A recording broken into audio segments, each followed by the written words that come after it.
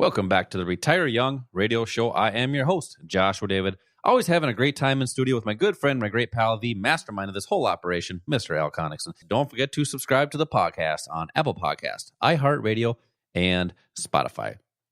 Al, in that last segment, we talked more on the accumulation phase of people's lives. When the smart money is creating income, they're utilizing the proper income assets, right? Right. Now, you open that rabbit hole towards the end there, and you mentioned a little bit more about options. And we're seeing more and more people want to understand more about options. It's probably, I guess, in my opinion, probably the best and most versatile asset class out there. And they're great for retirement accounts. Right. Now, a lot of people just buy and hold or buy and hope, whatever you want to call that, for many, many years. There's strategies and techniques that the institutions are utilizing with options. Let's talk about some of those techniques and strategies with options.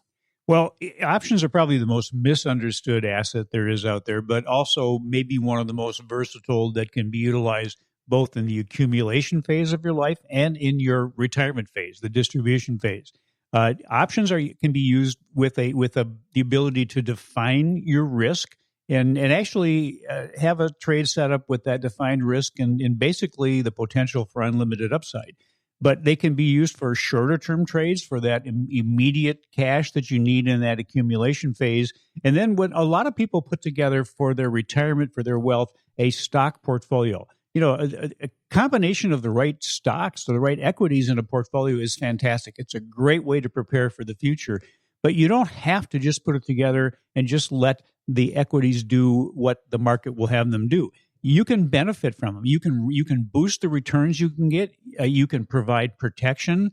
What if you don't have a stock portfolio? You can use options as a substitute, so you can actually benefit from market direction, stock market direction, without actually owning any stocks. And here's what I guess I call the magic of options. You can actually get paid cash to wait to buy a stock at a lower price, or you can get paid cash to wait and sell it at a higher price. Doesn't sound like it's legal, but it is, and we talk to you about that. We teach you how to utilize options to be able to do things like that. That sounds like premium.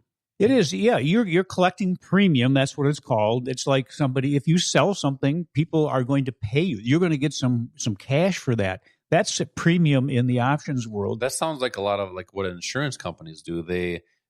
Us as consumers, we pay a premium. The insurance company is collecting a premium. Correct. And if we don't get hurt, do we get that back? No, they get to keep that. Yeah, the insurance company gets to keep that. So that's that premium that they keep. That's pretty similar to the options market. Right. Well, with options, we call that one strategy an insurance policy on your portfolio. So there is an option strategy that you can get involved with that will go up in value as a portfolio, whether it's an overall stock portfolio or individual assets. If they go down, this option strategy will go up in value. It's like an insurance policy. And when you think about it, you mentioned insurance on your health insurance that you have, or life insurance. You have life insurance, health insurance.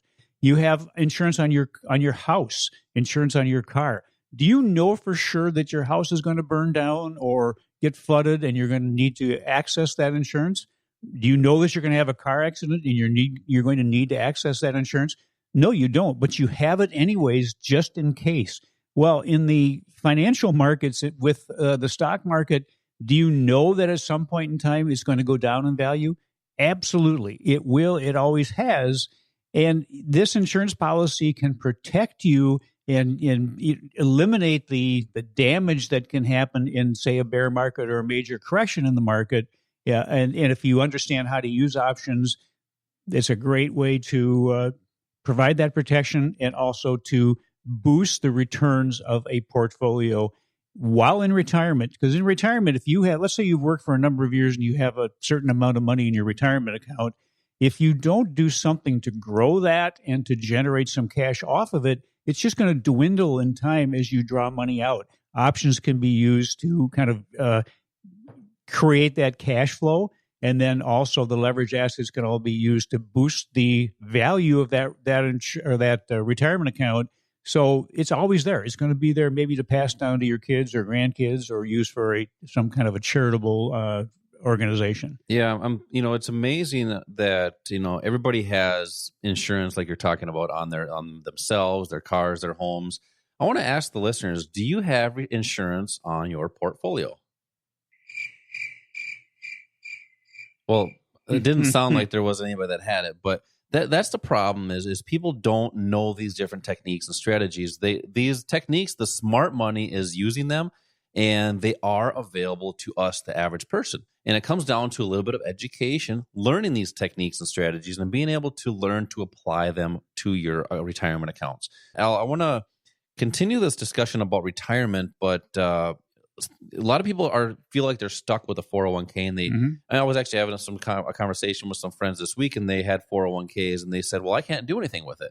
Well, some 401ks are getting pretty good, but the problem is they wanted to be able to really protect what they have. I mean, hopefully they've gained a lot in the past, 10, 15, 20 years, whatever that may be. But self-directing is where you really have that control, right? So before we talk about self-directing, what are some of the opportunities that people may potentially have with 401ks? Well, 401ks are kind of have now become, I guess I should say, the go-to retirement strategy for most people. That's an employer-sponsored retirement plan. But remember, they were never intended to be your primary source of retirement income. And it was just kind of an adjunct, and we've talked about that before. But there's a lot of limitations in most of the 401ks out there. And one of the greatest limitations is the people's really lack of knowledge of what they have in those accounts. I mean, if you had to take a piece of blank paper without looking at your portfolio, write down what you have in your 401ks, and then next to what you have, why you decided to make that particular investment, most people would end up with a blank piece of paper. They would say it's because it looked cool. It had a nice color logo or something. Sure. And that's what we have been conditioned to believe, that if you just take this money, a little bit of money from each paycheck, and put it into this 401k, you're going to be fine. Well, first of all, think about it. Who's making the decisions as to what you invest in? Who decides specifically which mutual funds or ETFs or stock to invest in? Who makes the decisions as to when to transfer from one to another? And it's you. You are your own pension fund manager. So that timing mechanism we talked about before, our core strategy, which shows you how to identify when something is going into a buy zone or a sell zone based on that supply and demand imbalance, that can be used in a 401k too. So in these classes, we teach our students how to get better maximization out of those 401k dollars. I understand that potential. It's so potential, but if a mutual fund, for example, looks like it's moving into a supply zone where there are sellers waiting to sell out of that kind of an investment, maybe you want to look at rotating into something that's moving more into a buy zone. So you can trade within those 401ks. There's so many different ones out there. It used to be that you only had a couple times a year to make those decisions. Now with some of them, you can do it pretty much anytime you want to. But learn how to maximize the value, what you have in your 401ks. And then why not look at maybe doing this?